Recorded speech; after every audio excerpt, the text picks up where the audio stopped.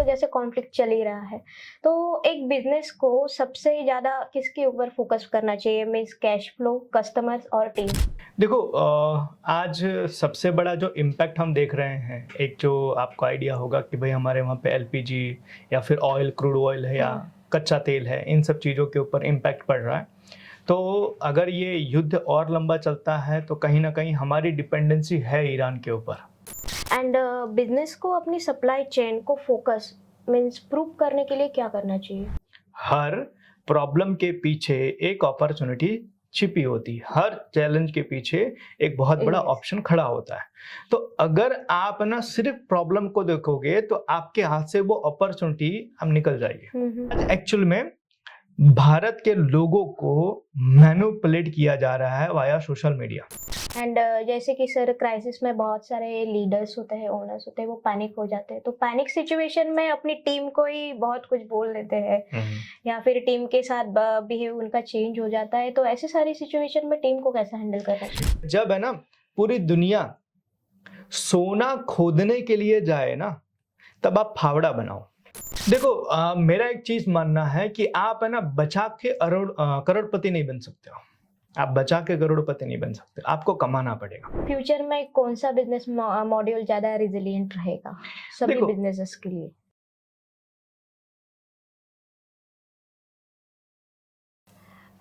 Welcome sir. आज का हमारा टॉपिक है नेचुरल सिनेरियो जो भी चल रहा है वो वर्ल्ड में, तो उसके बिजनेस के ऊपर क्या इम्पैक्ट हो सकता है और इस सारे इम्पैक्ट से हम सर्वाइव कैसे करें, तो इसके बारे में आज का पॉडकास्ट है।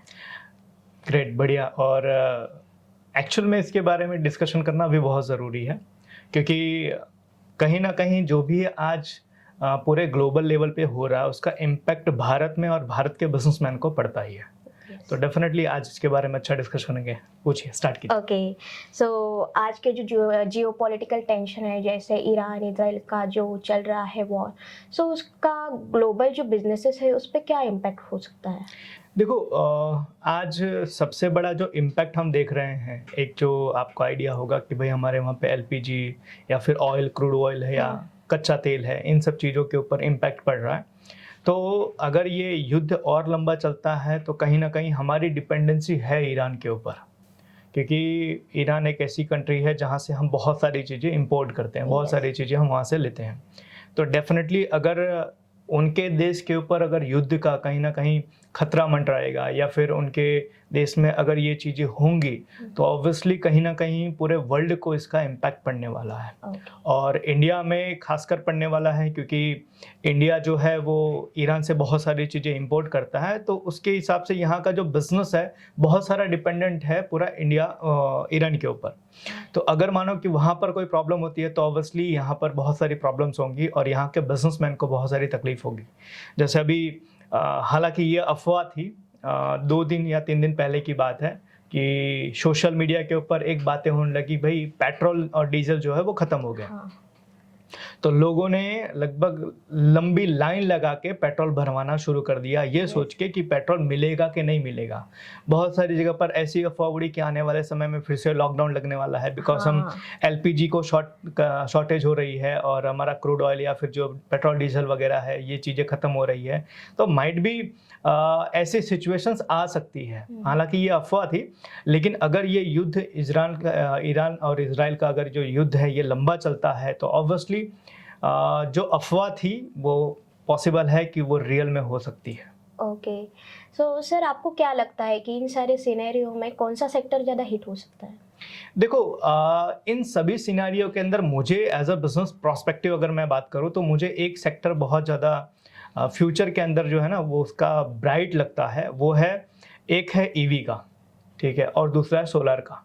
ओके, बिकॉज देखो जैसे हम डिपेंडेंट हैं अभी भी ऑयल्स के ऊपर, पेट्रोल डीजल है या एलपीजी है, इन सभी चीज़ों के ऊपर हम डिपेंडेंट हैं, लेकिन उसका जो अल्टरनेटिव है वो यही चीज़ है। अभी जैसे एज एग्जांपल कि मेरे घर पे गैस का बाटला ख़त्म हो गया सपोज, तो हमने बुकिंग करने के लिए डाला, तो बुकिंग करने में 2-4 दिन उन्होंने बोला कि सर आपको 2-4 दिन वेट करना पड़ेगा।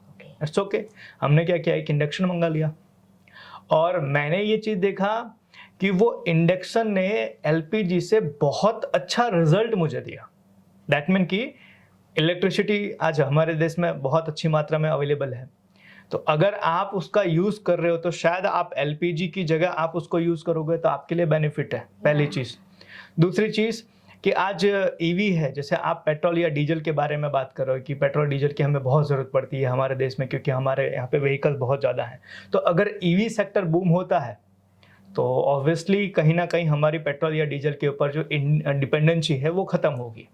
तो इसी तरीके से सोलार है और ईवी सेक्टर जो है वो फ्यूचर के अंदर डेफिनेटली बहुत बूमिंग बिजनेस है, और अगर कोई भी इस इंडस्ट्री के अंदर अगर एंटर कर रहा है तो आने वाले 5 या 10 साल के अंदर वो अच्छा बिजनेस क्रिएट कर सकता है। तो मेरे बिजनेस प्रोस्पेक्टिव से मैं देखूं तो ये 2 सेक्टर जो मुझे लग रहे हैं जो फ्यूचर के अंदर बहुत अच्छा रेवेन्यू देंगे। ओके। एंड इन सारी चीज़ों जो चल रही है इनको कितना सीरियस लेना चाहिए सभी लोगों ने? देखो हम कुछ कर नहीं सकते हैं, क्योंकि ना हम इजराइल की तरफ से लड़ सकते हैं, ना हम ईरान की तरफ से लड़ सकते हैं, ना हम अमेरिका की तरफ से लड़ सकते हैं। सो इट्स बेटर कि हम अपनी चीज़ों को देखें। वो कहावत एक पुरानी कि भाई जब 2 लोग लड़ रहे हों तो फिर आप तीसरा वहाँ पर जाके अपना माथा क्यों फोड़ रहे हो। इट्स बेटर कि आप अपनी चीज़ों को संभालो। हाँ, आप ये चीज़ों के लिए सतर्क रहो, आप पहले से इन चीज़ों को लेके माइंड में चलो कि भाई अगर इन चीज़ों की लड़ाई होती है तो उससे मुझे कहाँ इम्पैक्ट पड़ेगा। और भारत को कहीं ना कहीं इन्हीं चीज़ों के ऊपर फोकस करना चाहिए कि भाई वो लड़ रहे हैं, वो मेरा बिजनेस नहीं है, ठीक है। वो उनकी तरफ से मैं ना लड़ सकता हूँ, ना मैं उनको सपोर्ट कर सकता हूँ, ना मैं, लेकिन मैं क्या कर सकता हूँ कि अगर इनकी लड़ाई चलती है तो इससे मेरे देश में कहाँ पर क्या क्या चीज़ें की प्रॉब्लम्स आ सकती है, मैं उसकी प्रिपरेशन करूँ। अगर मैं उन चीज़ों के ऊपर प्रिपरेशन करता हूं तो शायद उनके कारण जो इम्पैक्ट क्रिएट होने वाला है, जो कहीं ना कहीं असर आने वाला है, वो असर जो है वो कम रहेगा। तो मुझे मेरे हिसाब से लगना चाहिए कि हम अपनी चीज़ों के ऊपर बेटर तरीके से ध्यान दें कि हम अपने वहाँ पर कैसे जो डिपेंडेंसी है उसको कम कर सकते हैं। अगर हम इसके ऊपर ध्यान देते हैं तो मेरे हिसाब से हमारे लिए फ्यूचर में कोई खतरा नहीं है। ओके। एंड ग्लोबल सप्लाई जो चेन है वो अभी टोटली डिस्टर्ब है, तो ये हमारे इंडियन बिजनेस के ऊपर कैसे अफेक्ट कर रहा है? एक्चुअली वही इफेक्ट कर रहा है ना। आज आप समझो अभी आई थिंक आपको न्यूज़ मिली होगी, कल ही मैं न्यूज़ देख रहा था कि जो टेक्सटाइल मार्केट है वो लगभग 2 दिन शट डाउन रहने वाला है पूरे वीक में, टेक्सटाइल मार्केट। और वो क्यों रहने वाला है, क्योंकि जो कहीं ना कहीं हम शिपिंग करते हैं, जो हम कपड़ा बाहर भेजते हैं, तो वो कहीं ना कहीं इंटरनेशनल बॉर्डर्स के ऊपर ये सारी चीज़ों का इम्पैक्ट आया है, तो जिसके कारण ये प्रॉब्लम्स आई हैं। तो धीरे धीरे अगर जैसे देखो, हम पहले कैसे थे, हम भारत में ही बिजनेस करते थे, ठीक है। तो भारत में ही बिजनेस करते थे तो एक दूसरे के साथ में अपना मतलब परचेज और कहीं ना कहीं सेल होता था। लेकिन धीरे धीरे पिछले कुछ सालों के अंदर हम ग्लोबल हुए, मतलब हम और भी बहुत सारे देशों के साथ में बिजनेस कर रहे हैं, हम और सारे लोगों के साथ में अपने बिजनेस को इंपोर्ट एक्सपोर्ट कर रहे हैं। तो अब क्या हुआ है, जैसे जैसे हम ग्लोबल हुए हैं तो ग्लोबल में जितनी भी चीजें होंगी उसका इम्पैक्ट कहीं ना कहीं बिजनेसमैन को होगा। मानो कि किसी का बिजनेस खाली इंपोर्ट एक्सपोर्ट का है, ठीक है। अब इंपोर्ट एक्सपोर्ट का है तो उसके लिए इंटरनेशनल बॉर्डर कहीं ना कहीं इस टाइम पर क्रॉस करना वो सबसे बड़ा टास्क है, क्योंकि जैसे जैसे कहते हैं ना ग्लोबल चीज़ें बढ़ रही है, जिस तरीके से ऐसे वॉर जैसी स्थिति हो रही है, तो क्या हो रहा है कि जो भी देश से जो शिप्स गुजरती हैं, जो भी उनका काफिला गुजरता है, तो कहीं ना कहीं वो देश जिनके कंट्रोल में वो कोस्टल लाइन होता है, वो लोग बोलते हैं कि भाई हम यहाँ से पास नहीं होने देंगे, हमें टैक्स चाहिए, हमें ये चाहिए। जो अभी जैसे कि आपको पता होगा स्ट्रेट ऑफ हॉर्मुज के बारे में अभी ईरान के चीज़ें हो रही है। तो इसी तरीके से जो देश के कंट्रोल में ये सिचुएशन है, अगर उन देशों ने अपने अपने टर्म्स कंडीशन लगा दिए तो जाहिर सी बात है जो इंडियन बिजनेसमैन है या कोई भी बिजनेसमैन है, उनको उस बॉर्डर को पार करवाने में या उस बॉर्डर को क्रॉस करने में, वहाँ से अपना माल निकालने में तकलीफ आएगी और फिर उसका बिजनेस जो है कहीं ना कहीं स्ट्रगल करेगा। तो ऑब्वियसली आज इंटरनेशनल लेवल पर जो भी चीज़ें हो रही हैं उनका इम्पैक्ट बिजनेसमैन को पड़ता है, और खास करके उन लोगों को जिनका बिजनेस इंटरनेशनली लेवल पर काम कर रहा है। तो ऑब्वियसली सो सर, आपको क्या लगता है लोकल सोर्सिंग वर्सेस इंपोर्ट, तो बेटर स्ट्रेटजी क्या रहेगी? देखो मेरा ये कहना है, और मैं ये ऑलवेज कहता हूँ ना कि आपको एक वर्ड ध्यान रखना चाहिए, that is Glocal. Glocal that mean कि आप think like global, act like local. Okay.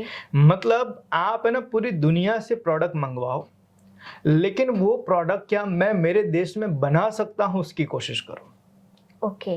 क्या प्रॉब्लम क्या होती है कि आज बहुत सारे बिजनेसमैन, जब देखो इसको कहते हैं डिपेंडेंसी। यस। जब आपका प्रोडक्ट या आपकी चीजें किसी के ऊपर से डिपेंडेंट है, कल को उसने अगर वहां से सप्लाई बंद किया तो आपका पूरा बिजनेस बंद। यस। राइट। तो इट्स बेटर, मैं ये कहूंगा कि आप बिजनेस शुरू करने के लिए आप किसी के कंधे का सहारा लो, लेकिन जब आप उस बिजनेस में थोड़े पुराने हो गए हो तब आप पूरी कोशिश करो कि आप खुद उस बिजनेस की उन चीजों की मैन्युफैक्चरिंग करो। तो आप, मैं कई बार, हम बहुत सारे बिजनेसमैन की कंसल्टिंग करते हैं, तो कंसल्टिंग में ये चीज़ पूछते हैं कि सर आप किसी भी बिजनेस का रिटेल कर रहे हो या होलसेल कर रहे हो तो कितना टाइम हुआ? तो कोई बोलता है 5 साल, 10 साल, 15 साल, 20 साल। तो मैं उनको एक सवाल पूछता हूँ, सर अगर 15-20 साल आपको इस इंडस्ट्री में हो गए, इस प्रोडक्ट के बारे में आपको अच्छी चीज़ें, इंफॉर्मेशन मिल गई है, इसकी सारी चीज़ें आपको आइडिया है, तो आप ये खुद क्यों नहीं बनाते हो?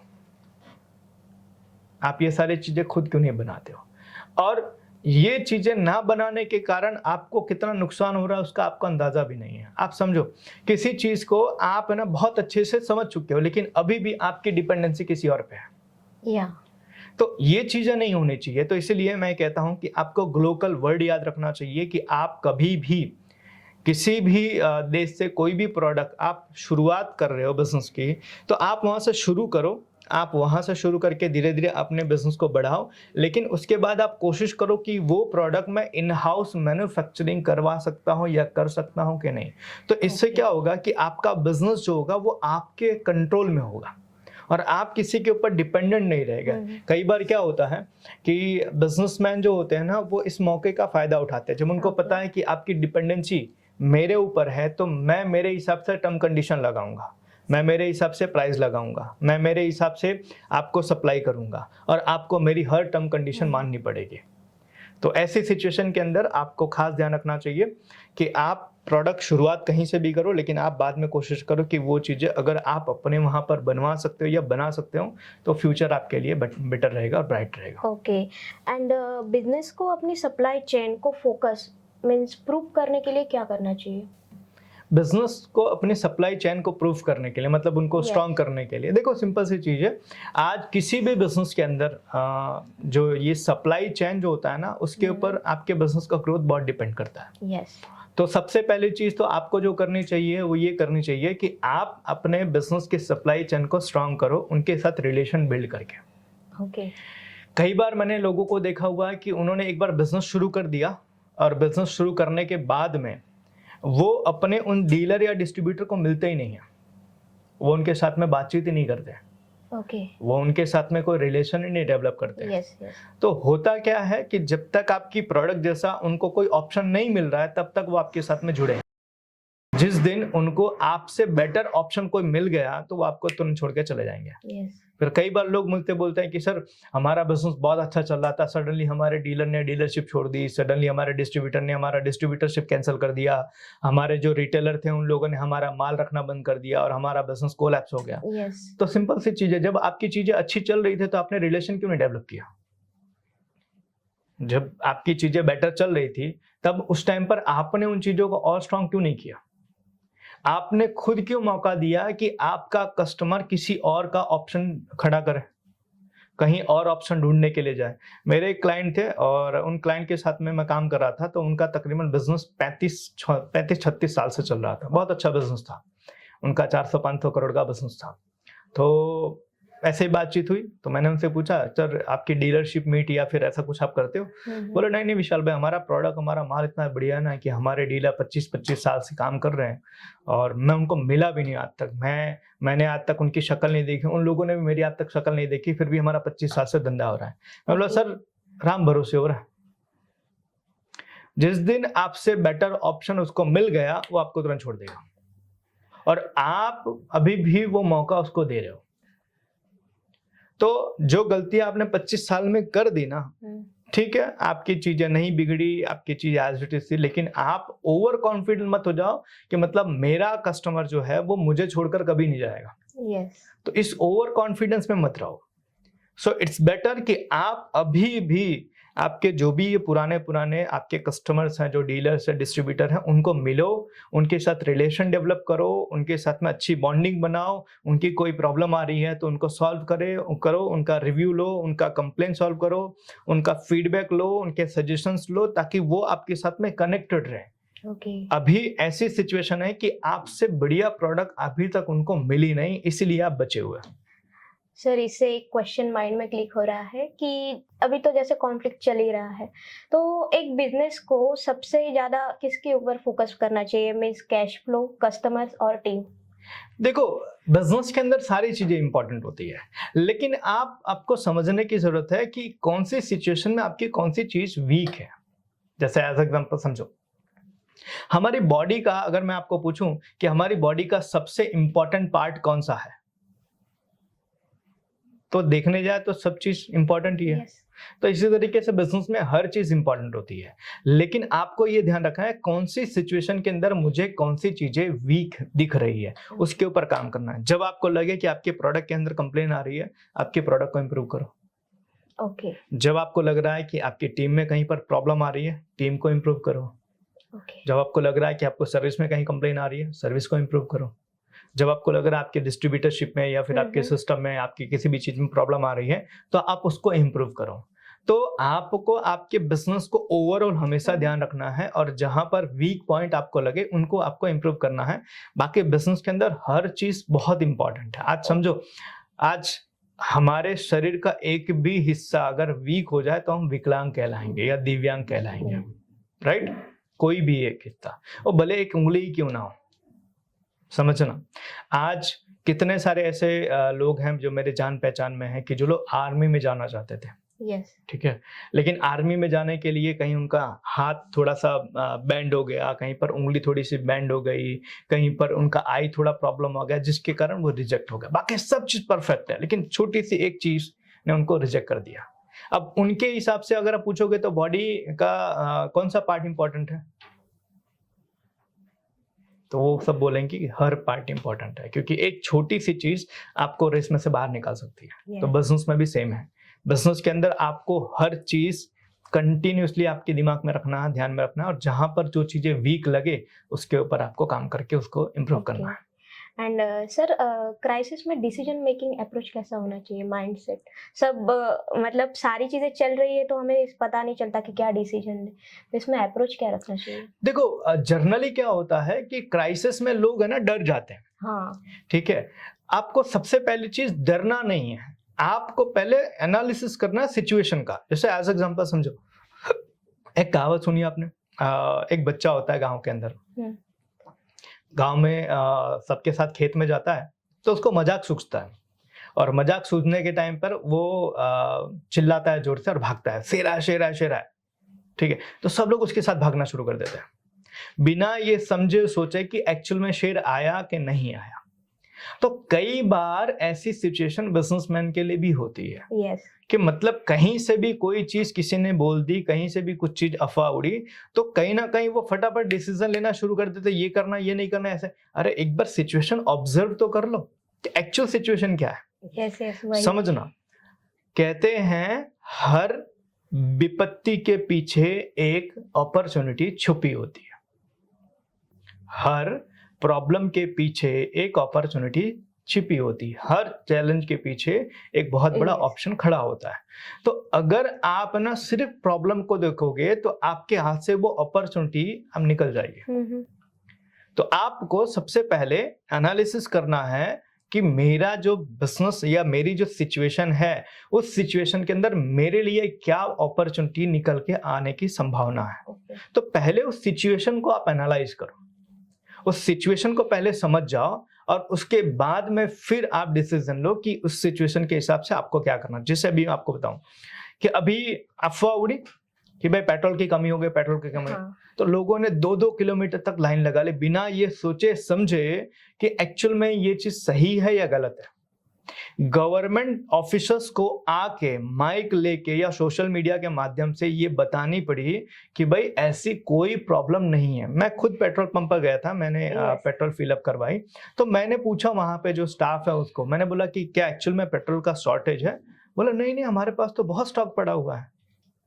फिर मैंने बोला ये भीड़, बोले पागल हो गए हैं, पता लो नहीं क्यों। तो मैं यही चीज सोचता कि लोग कभी कभी अपनी खुद की बुद्धि का इस्तेमाल नहीं करते। लोग है ना इन्फ्लुएंस, आज की ये प्रॉब्लम है कि हम किसी के भी इन्फ्लुएंस में आ जाते हैं। यस। किसी ने कुछ भी बोल दिया, हमने मान लिया, हम अपनी बुद्धि का इस्तेमाल नहीं कर रहे हैं। तो ये कहीं ना कहीं एक तरीके से हमारे साथ ना अभी आप कहोगे तो कहूंगा तो चीजें थोड़ी सी ऑकवर्ड लगेगी, बट एक्चुअल में है। आज एक्चुअल में भारत के लोगों को मैनिपुलेट किया जा रहा है via social media, yes. Right.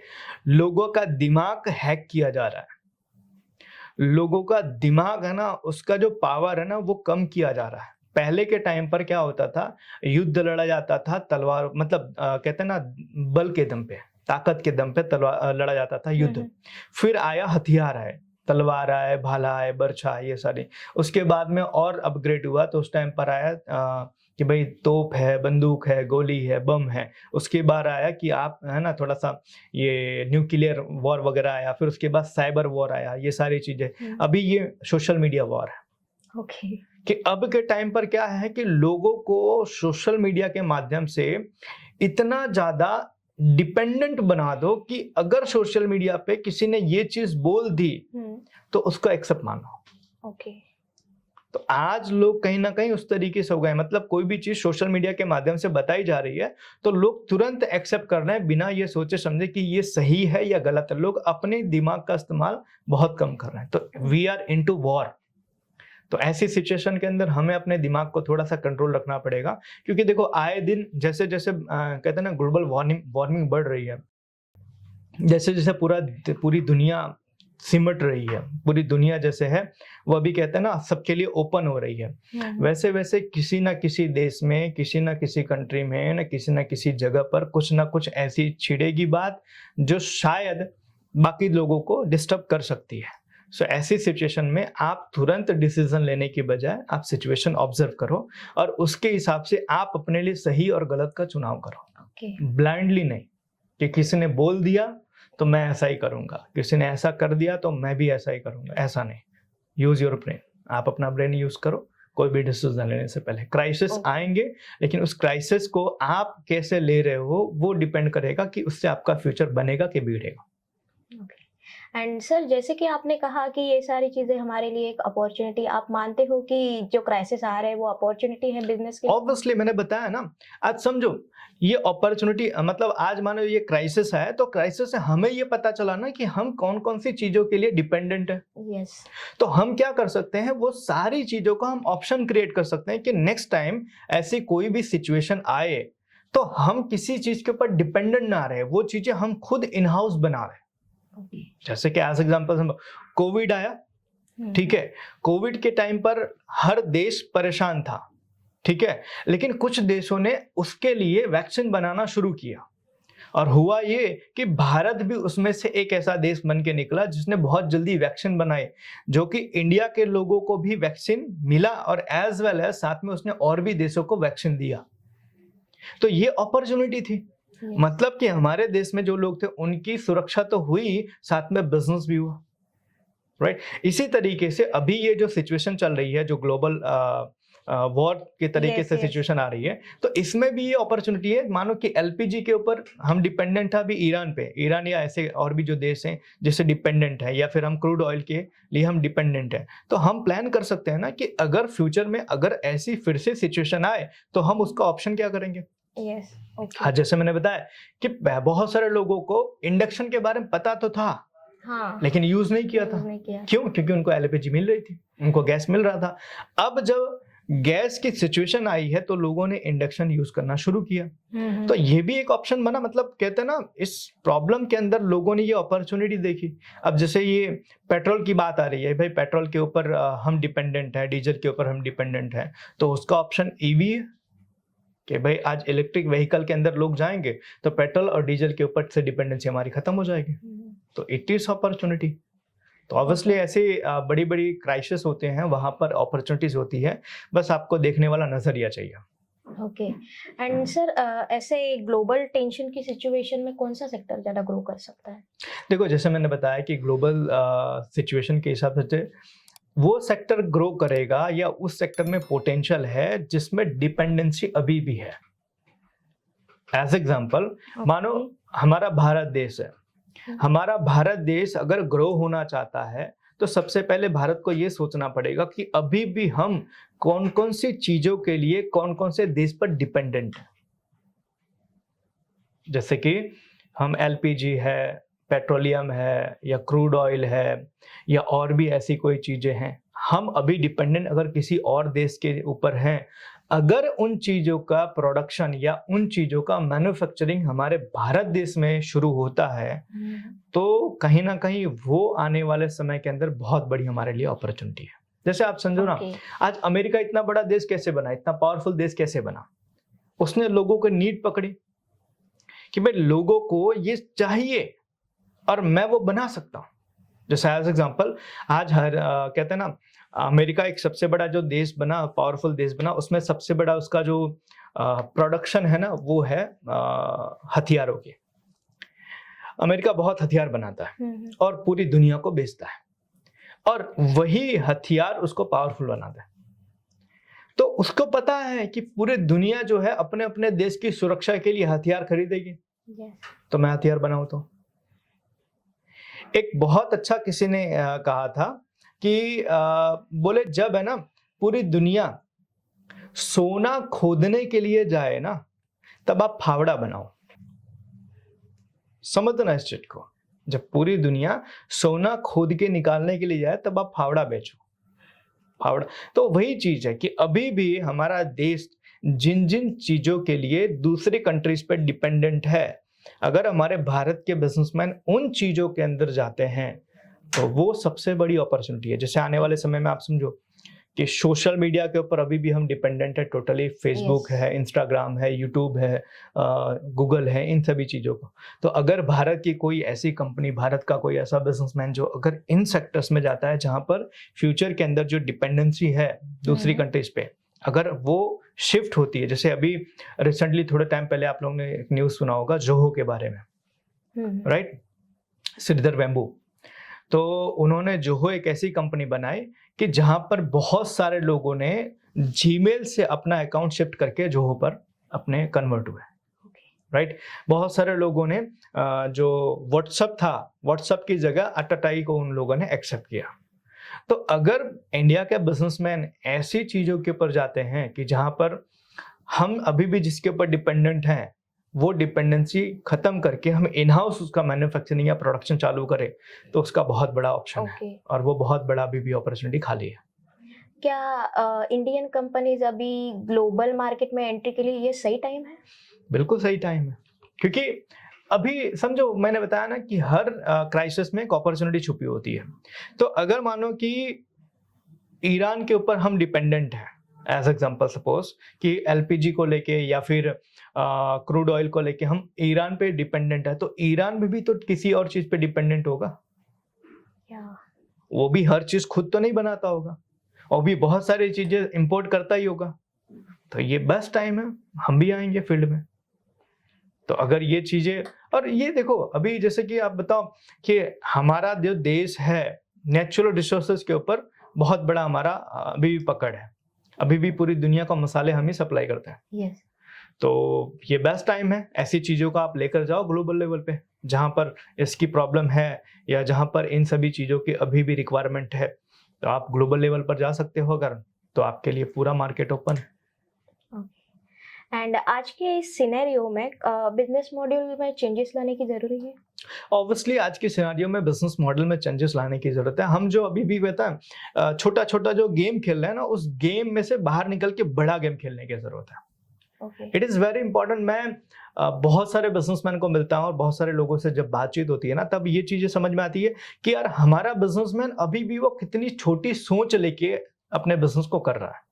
अभी वो बड़ा नहीं सोच पा रहा, अभी भी वो नहीं सोच पा रहा है कि मैं इस देश का बड़ा ब्रांड बनाऊं या मैं पूरा वर्ल्ड लेवल की एक बड़ी ब्रांड बनाऊं। अभी भी वो क्या सोच रहा है कि मैं ना मेरे इस महीने का खर्चा 2 लाख रुपए है, इतना ईएमआई जाता है, इतनी सैलरी है, इतना लाइट बिल है, इतना मेरा खुद का खर्चा है, अगर ये 2 लाख रुपए मेरा इस महीने का जुगाड़ हो जाए तो मजा आ जाए।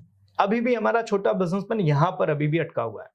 वो ये नहीं सोच रहा है कि यार 2 लाख रुपए तो मेरे हो ही जाएंगे, मेरे को 2 लाख करोड़ का बिजनेस कैसे करना है, इसके बारे में वो सोच ही नहीं रहा है। अभी भी वो अपनी चीजों की सर्वाइव, मतलब अपने आप को सर्वाइव करने में वो अभी भी ज्यादा बिलीव कर रहा है। वो अपने आप को एज अ ग्लोबल ब्रांड या फिर एज अ नेशनल या इंटरनेशनल ब्रांड बनाने को अभी भी नहीं सोच रहा है। अभी वो बड़े लेवल पर गेम ही नहीं कर रहा, अभी वो बड़े लेवल पर जा ही नहीं रहा है। और ये सबसे बड़ी प्रॉब्लम है। हमारे इंडियन बिजनेसमैन में पोटेंशियल बहुत है, लेकिन सोच बहुत छोटी है हमारे बिजनेसमैन की, और जिसके कारण वो ग्रो नहीं हो पा रहा है। मैं समझो, मैं एक डोसा खाने के लिए एक फूड कोर्ट पे गया था। मैंने उसको पूछा, आप यहाँ पे कितने टाइम से आप फूड कोर्ट लगा रहे? बोले सर मेरे को हो गए 15 साल हो गए।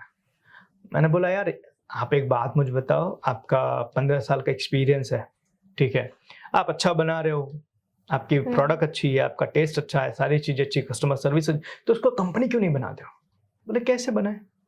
मैंने बोला देखो बड़ा सिंपल है कि आप ये जो सारी चीजें कर रहे हो ये सब कैश में हो रहा है? बोले हाँ कैश में हो रहा है। मैंने बोला एक काम करो कि आप एक नाम डिसाइड करो, उस नाम के हिसाब से आप एक पान कार्ड बनाओ, उस पान कार्ड के हिसाब से आप कंपनी का अकाउंट नंबर आप ओपन करो, जीएसटी ले लो, और जितना भी बिजनेस आपका हो रहा है उस जीएसटी के माध्यम से आप शुरू करो। फिर धीरे धीरे आप एक बड़ा रेस्टोरेंट हायर कर लो, बड़ा रेस्टोरेंट से आप मल्टीपल फ्रेंचाइजी में जा सकते हो। ये सारी चीजें करके आप अपने बिजनेस को धीरे धीरे ग्रो कर सकते हो, और 5 साल में आप बहुत बड़ा बिजनेस कर सकते हो। बोले यार बात तो सही है। मैंने बोला एक काम करो, हम इसके लिए गाइड भी करते हैं, तो ये मेरा कार्ड है, कल के दिन में ऐसा हो तो आप, मैं एक प्रोग्राम कर रहा हूं, आप वहां पर आए। वो भाई नहीं आया, वो भाई नहीं आया उस प्रोग्राम को अटेंड करने के लिए। तो मैंने फिर सोचा, मैंने बोला क्या हुआ यार, क्यों नहीं आया? तब समझ में आया कि यार वो जो कर रहा है ना उसमें खुश है, और उसको उतना ही करना है, उसको उतना ही चाहिए उसको, और हाँ उसमें खुश है वो बड़ा नहीं करना चाहता है। और ऐसे हमारे देश में लगभग बहुत सारी कैटेगरी है जो कर रहे हैं ना, बस उसी में खुश रहना चाहते हैं या उसी में सरवाइव करना चाहते हैं, वो अपने आप को बड़ा नहीं बनाना चाहते हैं। इसीलिए नया सीखना, नई चीजें करना या नए के बारे में सोचना, नई चीजें प्लान करना, ये वो नहीं करते, क्योंकि उनकी नीड ही कंप्लीट हो जाती है वो सारी चीजों में। एग्जैक्टली।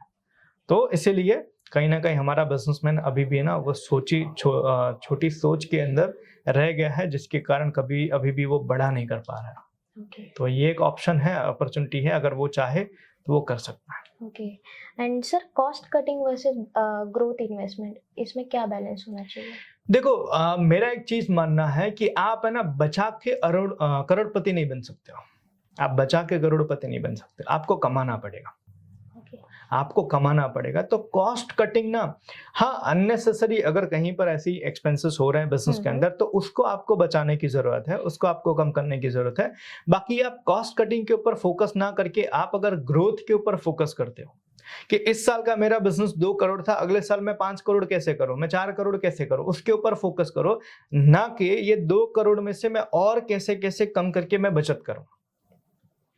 तो कॉस्ट कटिंग के ऊपर मैं बहुत ज्यादा बिलीव नहीं करता हूं, मैं ग्रोथ में बिलीव करता हूं कि अगर आप समझो कॉस्ट कटिंग करने जाओगे ना, 2-5 रुपए बचा लोगे और धीरे धीरे आपकी ये आदत है ना आपको ग्रो नहीं करने देगी, आपको रिस्क नहीं लेने देगी। आपको ग्रोथ ओरिएंटेड रहना है, आपको ग्रोथ अपॉर्चुनिटीज में आपको डील करना है कि आपको लग रहा है ये करने से मेरा बिजनेस इतना मुझे रिटर्न दे सकता है, तो एक बार आप रिस्क लो, एक बार आप करके देखो। अगर हो गया तो आपकी जो रिक्वायरमेंट है उससे ज्यादा आप कमा लोगे। अगर नहीं भी हुआ तो एटलीस्ट आपको अनुभव तो होगा। और बिजनेस में ये सबसे ज्यादा, आज मैं जितने भी बिजनेसमैन को जानता हूं जो अपनी लाइफ में बहुत ग्रो हुए हैं, जो अपनी लाइफ में बहुत सक्सेस हुए हैं, जो मिलियनर बिलियनर हैं, उन लोगों से जब मैं मिलता हूं, उनसे जब बातें होती है, तो एक चीज मुझे समझ में आया, वो बचाने में बहुत ज्यादा बिलीव नहीं करते। वो सोचते हैं कि यार इससे मैं और कैसे बड़ा करूं, और मैं कैसे कमाऊं। जैसे एज एग्जांपल समझो, एक बिजनेसमैन को मिला, ठीक है, उनकी टोटल 34 कंपनीज है, 34 कंपनियां, ठीक है, और उन्होंने तकरीबन 25 या 30 साल पहले बिजनेस शुरू किया था। तो जब मैं उनसे बात कर रहा था तब मुझे समझ में आया कि यार इन्होंने एक बिजनेस शुरू किया और एक बिजनेस से उनका अच्छा बिजनेस होने लगा, रेवेन्यू आने लगा, तो वहां पर ये नहीं सोचा कि अच्छा आ रहा है चलो मौज करते हैं, उन्होंने बोला दूसरे सेक्टर में जाते हैं, एक और कंपनी स्टार्ट की, एक और कंपनी स्टार्ट की, ऐसे करके उन्होंने 34 कंपनी स्टार्ट की और 34 में से लगभग 4 या 5 उनकी लिस्टेड है। ओके। समझो, और पूरा ओवरऑल ग्रुप का उनका रेवेन्यू तकरीबन 15,000 करोड़ के आसपास है। तो मेरे कहने का मतलब ये है कि एक बिजनेसमैन को कभी भी सेटिस्फाइड नहीं होना चाहिए। जिस दिन से वो संतुष्ट हो गया ना, उस दिन से वो ग्रो करना बंद कर देगा। तो उसको कहते हैं ना, अंदर भूख होना बहुत जरूरी है। और ये भूख होने के लिए ये जो माइंडसेट है ना, कॉस्ट कटिंग और ग्रोथ ओरिएंटेड, इसमें से उसको एक सिलेक्ट करना पड़ेगा। अगर वो ग्रोथ ओरिएंटेड है तो डेफिनेटली आज नहीं तो कल वो बिजनेस बड़ा कर लेगा। और अगर वो कॉस्ट कटिंग में बहुत ज्यादा जा रहा है तो हर छोटी चीज में अरे ये क्यों कर रहे हो, ये क्यों कर रहे हो, इससे पैसा बचेगा, उससे पैसा बचेगा, ये बचाने वाला जो है ना, वो देखो सिंपल सी चीज है। हम सब जब बचपन में थे ना तो हमें वो गुल्लक मिलते थे, हाँ। पिगी बैंक जिसको कहते हैं। तो वो गुल्लक मिलते थे तो हम गुल्लक में क्या करते थे कि कहीं कोई रिश्तेदार आया या कहीं पर कोई पैसे मिल गए या कुछ भी हुआ तो हम क्या करते थे, कुछ पैसे बचा लेते थे। ठीक है, लेकिन एक बात मुझे बताओ कि क्या आज वो चीज करके हम करोड़ों रुपए बचा सकते हैं? नहीं। मुश्किल है ना। ऐसा नहीं कि नहीं हो सकता, लेकिन मुश्किल है। लेकिन हम अपनी स्किल्स को बढ़ा के करोड़ों कमा सकते हैं कि नहीं? Yes, definitely. Exactly, right. तो ये चीज आज आसान है कि हम अपने स्किल्स को बढ़ाएं, हम अपने रिस्क एपेटाइट को बढ़ाएं, हम इसकी कैपेसिटी बढ़ाएं अपने आप को, तो हो सकता है कि आने वाले समय में हम बहुत अच्छी अर्निंग कर सकें। तो मैं जो बिलीव करता हूँ, ये बिलीव करता हूँ कि आप अपनी एबिलिटी के ऊपर काम करो, ना कि वो छोटी छोटी आप सेविंग करके आप सोचो कि एक दिन मैं करोड़पति बन जाऊंगा या एक दिन मैं मेरे ड्रीम पूरे करूंगा। आपका ड्रीम पूरा हो भी जाएगा तो आपका समय निकल जाएगा। ओके। आपकी एज निकल जाएगी। समझो, मर्सिडीज चलाने का मजा जो है ना वो 30 साल की एज में है, 60 साल की नहीं। क्योंकि वो फिर पता है 60 साल में आप सिर्फ ड्राइव करोगे एक जगह से दूसरी जगह जाने में, और 30 साल में आप ना उसका एंजॉय करोगे। So it is very important कि आप है ना अपने पैसे को सही टाइम पर इस्तेमाल भी कर पाओ, और उसके लिए आपको ग्रोथ पर फोकस करना पड़ेगा कि जितना तेजी से आप ग्रो कर सकते हो उतनी तेजी से आप ग्रो करो, रादर देन आप कॉस्ट कटिंग करके आप छोटी छोटी चीजें बचाओ। ओके, मींस ग्रोथ इन्वेस्टमेंट की तरफ हमें एग्जैक्टली, ग्रोथ इन्वेस्टमेंट के ऊपर जाओ तो आपका फ्यूचर सिक्योर रहेगा। Okay. And sir, high profit versus high volume, इनमें से कौन सा मॉडल ज्यादा सस्टेनेबल है? देखो, दोनों के अपने अपने प्लस माइनस है, दोनों के अपने अपने कहते हैं ना चीजें हैं, दोनों सही है। लेकिन मैं आपको बताऊं सिचुएशंस कैसी होनी चाहिए। जैसे एज एग्जांपल समझो कि आप बिजनेस शुरू कर रहे हो, इनिशियल लेवल पे आपका बिजनेस शुरू हो रहा है, तो आप है ना बहुत ज्यादा प्रॉफिट के ऊपर मत जाओ। बिजनेस शुरू कर रहे हो स्टार्टअप में, आप इनिशियल लेवल पे ट्राई करो कि आपका हाई वॉल्यूम। जितने ज्यादा कस्टमर आपके बारे में जानेंगे, जितने ज्यादा आपका ट्रांजैक्शन होगा, आपका बिजनेस रिपीट आएगा, उसको आप बड़ा कर सकते हो। तो शुरुआत में आपको मार्केटिंग करने के लिए हाई वॉल्यूम क्रिएट करने की जरूरत है। लेकिन जब आपका बिजनेस एक अच्छे लेवल पे पहुंच जाता है तब आपको प्रॉफिट पर ध्यान देने की जरूरत है। क्योंकि जब आपका बिजनेस स्टेबल हो जाता है तो स्टेबल होने के साथ साथ आपके जो एक्सपेंसेस है ना वो भी स्टेबल हो जाते हैं और ग्रो होते हैं, वो डाउन नहीं आते।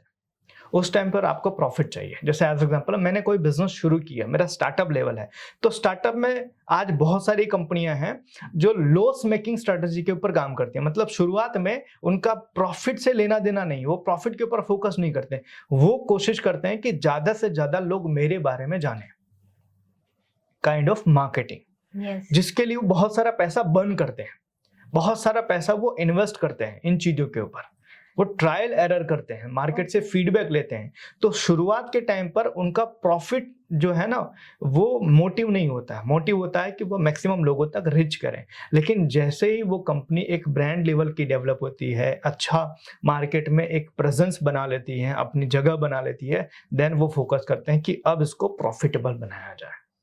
तो दोनों चीजें होनी चाहिए। शुरुआत में आप मार्केटिंग के ऊपर फोकस करो कि मैक्सिमम लोग आपके बारे में जाने, आप वॉल्यूम के ऊपर फोकस करो, एंड देन आपका एक ब्रांड अगर आपका डेवलप हो जाता है, लोग आपके बारे में जानते हैं, देन आप प्रॉफिट पर फोकस करो कि प्रॉफिट आप उसमें से ज्यादा बनाओ। एंड जैसे कि सर क्राइसिस में बहुत सारे लीडर्स होते हैं, ओनर्स होते हैं, वो पैनिक हो जाते हैं, तो पैनिक सिचुएशन में अपनी टीम को ही बहुत कुछ बोल देते हैं या फिर टीम के साथ बिहेव उनका चेंज हो जाता है, तो ऐसी सारी सिचुएशन में टीम को कैसे हैंडल करना चाहिए? देखो सिंपल सी चीज है, लीडर का मतलब ही यही होता है कि टफ सिचुएशन के अंदर वो लीड करे। अगर टफ सिचुएशन में आप पैनिक हो गए तो then you are not leader, right? समझो। तो इसलिए बहुत जरूरी है कि आप कभी भी आपकी कंपनी के अंदर या ग्लोबल लेवल पर या आपकी कंट्री में कोई भी सिचुएशन क्रिएट हो तो आपकी टीम आपके ऊपर देखती है और उस टाइम पर आपके चेहरे के ऊपर वो कहते हैं ना पैनिक मूड या फिर आपके चेहरे पे टेंशन या आप है ना कहते हैं ना उस कि भाई कैसे भागा जाए, ऐसी सिचुएशन आपको नहीं क्रिएट करनी है। आपको सिचुएशन को इजीली लेना है, आपके लोगों को कॉन्फिडेंस देना, नो प्रॉब्लम, हम सब साथ में मिलके इस प्रॉब्लम का सॉल्यूशन करेंगे। आपको उनको कॉन्फिडेंस देना है ताकि वो लोग आपके ऊपर भरोसा करके आपके साथ में टिक सके। जनरली क्या होता है, देखो पुरानी कहावत है कि आपकी अच्छे सिचुएशन, अच्छे समय के अंदर लोग आपके साथ में जुड़ते हैं और जब बुरी सिचुएशन है तो लोग आपको छोड़कर चले जाते हैं। लेकिन हकीकत ये भी है कि बुरे समय में उन्हीं को छोड़कर जाया जाता है कि जो उस सिचुएशन को कंट्रोल नहीं कर पाते।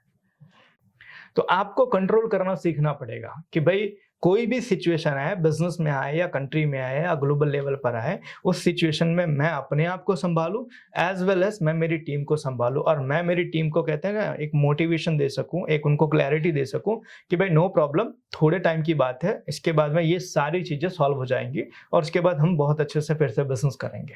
तो ये कॉन्फिडेंस आपको देना पड़ेगा आपकी टीम को। अगर आप ये दे सकते हो तो आपकी टीम आपको छोड़कर नहीं जाएगी। ओके। एंड सर इसमें ट्रांसपेरेंसी एंड ऑप्टिमिज्म क्या बैलेंस होना चाहिए टीम के साथ ऐसी सिचुएशन? देखो जनरली क्या होता है कि ट्रांसपेरेंसी बात तो सब करते हैं, ठीक है, ट्रांसपेरेंसी होनी चाहिए और डेफिनेटली जितना हो सके होनी चाहिए। लेकिन क्या होता है, हर चीज को ट्रांसपेरेंट करना जो है ना वो पॉसिबल भी नहीं है बिजनेस में। Yes. जैसे कि मैं आपको बताऊं, मेरे कुछ क्लाइंट हैं जिन लोगों ने अपने स्टाफ के ऊपर बहुत अच्छा भरोसा किया, बहुत अच्छा उनके ऊपर कॉन्फिडेंस रखा और बहुत सारी चीजें उनको सपोर्ट की। लेकिन जब उनका टफ टाइम आया तो उन्हीं स्टाफ ने उन लोगों के साथ में ऐसी कुछ चीजें की जिसको हम धोखा कहते हैं। तो उस टाइम पर फिर उन्होंने बोला कि सर ट्रांसपेरेंसी तो मैंने बरकरार रखी थी लेकिन उसका लोगों ने मिसयूज किया। तो ऐसी सिचुएशन के अंदर हर चीज को ट्रांसपेरेंट जो रखना है ना वो थोड़ा टफ हो जाता है। ट्रांसपेरेंसी दोनों तरफ से होनी चाहिए। मैं आपकी कमजोरी का फायदा नहीं उठाऊंगा तो आपको भी ये चीज कॉन्फिडेंस देना पड़ेगा कि मैं भी आपकी कमजोरी का फायदा नहीं उठाऊंगा, तब ट्रांसपेरेंसी होती है। It should be dual side, दोनों तरफ से होनी चाहिए। तो दोनों तरफ से अगर ट्रांसपेरेंसी होती है तो चीजें लंबे टाइम तक जाती है। तो ट्रांसपेरेंसी होनी चाहिए लेकिन दोनों तरफ से होनी चाहिए। सर अभी ये वॉर तो बढ़ रहा है, उसका कोई पता नहीं है, शायद हो गया तो अभी भी खत्म हो सकता है या फिर बढ़ भी सकता है। अगर इनकेस ये वॉर बढ़ता है तो कोई भी बिजनेस के लिए 1 से 2 साल को रन करने के लिए या फिर स्टेबल रखने के लिए क्या मॉड्यूल रखना चाहिए? देखो अगर आपका ये अगर वॉर अगर कंटिन्यू चलता है फ्यूचर के अंदर और भी लंबा चलता है तो मैं ये कहूंगा उन लोगों को ज्यादा डिस्टरबेंस आएगा जिनका जो ट्रांजैक्शन है इंडिया और इंडिया के मतलब इंडिया के बाहर है। मतलब जिन लोगों का खास करके ऐसा बिजनेस है या ऐसा बिजनेस मॉडल है कि आपके देश में से आपको बिजनेस करने के लिए दूसरे देश में अपनी प्रोडक्ट भेजना पड़ता है या दूसरे देश से मंगाना पड़ता है, उनको ज्यादा डिस्टरबेंस होगा, उनको थोड़ा सा ज्यादा प्रॉब्लम्स आएंगी क्योंकि ये जो स्टेट है, जो कहते हैं ना ये बॉर्डर्स हैं, यहाँ से आपके माल को ले जाना निकालना ये थोड़ा टफ रहेगा। लेकिन जिनका बिजनेस इन हाउस है, इंडिया के अंदर है, उनके बिजनेस पे बहुत ज्यादा खास असर नहीं आएगा। हाँ थोड़ा बहुत तो कहीं ना कहीं रहेगा लेकिन बहुत ज्यादा खास असर नहीं आएगा अगर वो अपने आप को स्टेबल रखें, अपनी टीम को स्टेबल रखें और अपने बिजनेस पे कंटिन्यूसली अपनी पकड़ बनाए रखें। जैसे प्रॉब्लम क्या होती है समझो कि यार ईरान लड़ रहा है, इजराइल लड़ रहा है, अमेरिका लड़ रहा है, ठीक है, तो आप अपनी दुकान क्यों बंद कर रहे हो? वहां की मिसाइल आपके वहां तो गिर नहीं रही है, सोचने वाली बात है, कॉमन सी चीज है। वहां की मिसाइल यहाँ तो आ नहीं रही है, ठीक है, या आपकी चीजें कोई बंद तो करवा नहीं रहा है, तो उनको लड़ने दो ना, आप अपना बिजनेस करो। कई बार ना हम अपने आप को उस वॉर का पार्ट समझ लेते हैं जबकि एक्चुअल में आपका उस वर्ड से दूर दूर तक कोई नाता, कोई रिश्ता नहीं है। या खो जाते हैं उसमें। एज एग्जाम्पल समझो, मैं कभी कभी ये चीज देखता हूँ कि भाई किसी और कंट्री में कुछ और हुआ और हमारे देश में उस दिन बोलते हैं कि हम भारत बंद करेंगे। अरे भाई, इससे क्या लेने देना तुम्हारा? तो ये चीजों का आपको समझना जरूरी है कि भाई उनका वॉर है, वो लड़ रहे हैं, वो सारी चीजें कर रहे हैं, उसका आपके बिजनेस से कोई लेना देना नहीं। तो आप अपना business as it is continue करो ना। इवन आपको और बेटर तरीके से ट्राई करना चाहिए कि आप अपनी चीजों को और बढ़िया बनाओ, और बेटर बनाओ, और अच्छा बनाओ। तो आप अगर इस तरीके से करते हो तो मुझे नहीं ऐसा लगता। देखो, जब देश का वॉर होता है, देश के कहते हैं ना, जब कंट्रीज के झगड़े होते हैं या कंट्रीज की लड़ाइयाँ होती हैं, तो उसमें कंट्री के जो रिप्रेजेंटेटिव हैं उनको काम करने दो ना। इसी के लिए हमने उनको चुना है। हमने उनका इलेक्शन इसीलिए किया हुआ है कि ऐसी सिचुएशन जब आए उस टाइम पर आप जाके हमारे कंट्री को रिप्रेजेंट करो और हमारी कंट्री के लिए जो बेस्ट हो सकता है वो चीज आप करो। इसी के लिए आपको चुना गया है, तो वो उनको करने दो ना। मेरा क्या काम? ना तो मेरे पास उतना नॉलेज है कि मैं उस लेवल पे जाके कोई एडवाइस कर सकता हूँ, ना तो मेरी कोई कैपेसिटी है उस लेवल पे जाके मैं कुछ भी कर सकता हूँ, ना तो मैं कोई बहुत बड़ा इन्फ्लुएंसर हूँ, ना तो मैं किसी चीज का कोई कुछ भी नहीं, मेरा कोई लेना देना नहीं है। मैं क्यों अपने बिजनेस को या अपनी चीजों को डिस्टर्ब कर रहा हूँ? ओके। तो ये एक माइंडसेट होना बहुत, देखो बिजनेसमैन का माइंडसेट मैं आपको बताता हूँ। बिजनेसमैन का माइंडसेट ऑलवेज ये होना चाहिए, मेरे बिजनेस को मैं कंटिन्यूअसली आगे बढ़ाता रहूं, मैं कंटिन्यूअसली ग्रो करता रहूं। बाकी जो चीजें हो रही है जब मेरे ऊपर आएगी तब मैं सोचूंगा। जब तक मेरे पास नहीं आई है, मेरे ऊपर नहीं आ रही है, तब तक मैं फालतू को वो सारी चीजों का टेंशन लेके क्यों घूमूं? तो ये चीज होना चाहिए किसी भी बिजनेस के माइंडसेट में कि भाई जब तक मेरी चीजें डिस्टर्ब नहीं हो रही है तब तक मुझे मेरी चीजों को बहुत अच्छे से चलाना है।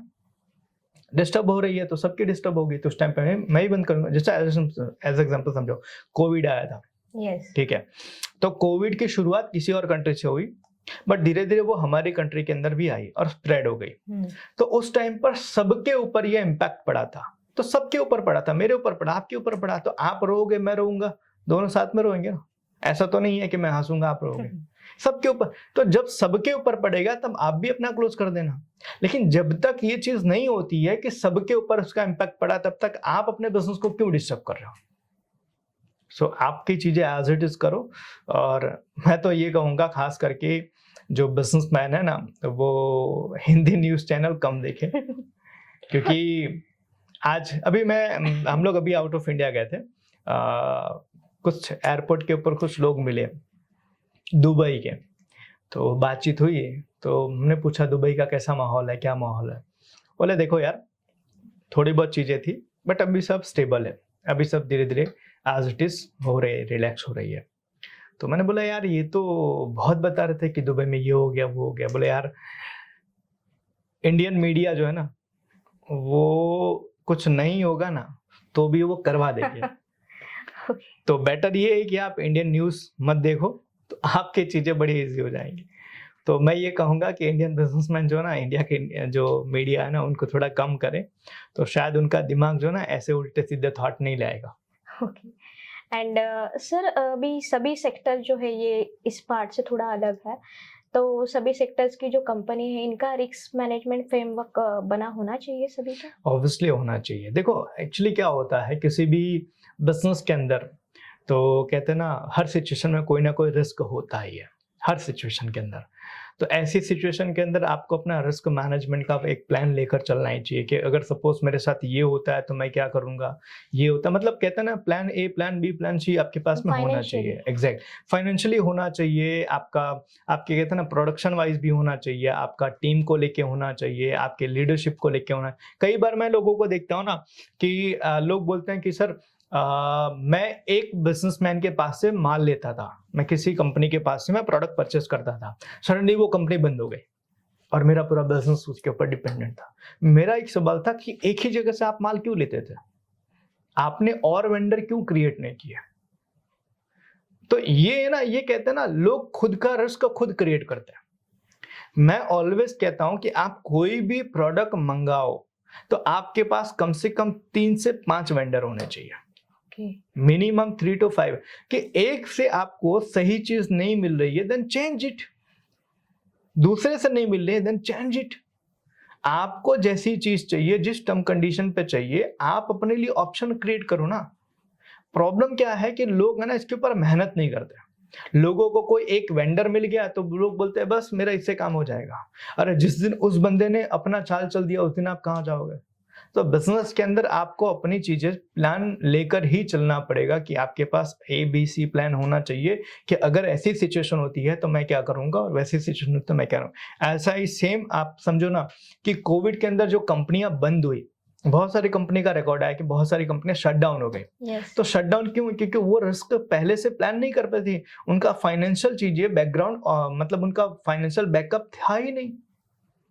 और हम लगभग सबको ये चीज बताते हैं, ये चीज हम पहले से कि आपके पास में एटलीस्ट कम से कम 4 से 6 महीने का बैकअप होना चाहिए कि इन केसेस कभी कोई ऐसे सिचुएशन आए तो आपके पास बैकअप प्लान होना चाहिए। Final and last question sir, future में कौन सा बिजनेस मॉड्यूल ज्यादा रिजिलिएंट रहेगा सभी देखो, बिजनेसेस के लिए? देखो मैं ये कहूंगा कि फ्यूचर को अगर आप ध्यान में लेकर चलो तो आप ना दोनों चीजें प्लान करके चलो, ऑफलाइन और ऑनलाइन दोनों। कई बार क्या है कि लोगों को ऐसा लगता है कि मेरा बिजनेस ऑफलाइन होगा तो ही मेरा बिजनेस ग्रो करेगा, यार कुछ लोगों को लगता है मेरा ऑनलाइन होगा तो ही ग्रो करेगा। मैं ये कहूंगा दोनों आप प्लान करके चलो, आपका ऑफलाइन ऑनलाइन दोनों होना चाहिए। कि एज एग्जांपल ऑनलाइन में दिक्कत है तो ऑफलाइन आपके पास ऑप्शन रहे, या ऑफलाइन में अगर प्रॉब्लम आए तो आपके पास ऑनलाइन एक ऑप्शन रहे। जैसे मैं आपको सिंपल बताता हूँ कि अभी ये ईरान का, इजराइल का, अमेरिका का युद्ध चल रहा है, तो जिनका बिजनेस ग्लोबल के साथ लोकल भी था तो उनको प्रॉब्लम नहीं आएगी। ग्लोबल का डिस्टर्ब हुआ तो लोकल चल रहा है। Yes. इसी तरीके से कोविड के टाइम पर जिनका बिजनेस सिर्फ ऑफलाइन था उनको दिक्कत आई थी, लेकिन जिनका ऑनलाइन भी था उनको प्रॉब्लम नहीं है। समझो, जैसे कोविड के टाइम पे जितनी भी ऑनलाइन कंपनियां थे उन लोगों ने सबसे ज्यादा बिजनेस किया, राइट? तो इसी तरीके से अगर आप फ्यूचर को लेके प्लान कर रहे हो कि आपका बिजनेस मॉडल लंबा चलना चाहिए और आपका सिक्योर होना चाहिए, तो आप ऑनलाइन प्लस ऑफलाइन दोनों प्लान करके चलो। मतलब आप जो भी चीज बना रहे हो या जो भी चीज बेच रहे हो, आप कोशिश करो ऑफलाइन भी हो प्लस ऑनलाइन भी हो। तो कभी भी किसी भी एक प्लेटफॉर्म पर कोई दिक्कत आए तो आपके पास दूसरा एक ऑप्शन होना चाहिए। तो अगर मैं ये कहूंगा कोई भी बिजनेसमैन अपने बिजनेस को लंबा प्लान कर रहा है तो वो दोनों तरीके से अगर प्लान करे तो शायद उसका बिजनेस लंबा चलेगा। Okay, thank you sir. Hope ये सारी चीज़ों से अभी जो भी बिजनेसेस चल रहे हैं या फिर जो भी वॉर की वजह से टेंशन्स है, तो सभी बिजनेसमैन को, सभी बिजनेसेस को हेल्पफुल रहेंगी ये सारी चीज़ें। Thank you. Thank you sir. Thank you so much. Thank you.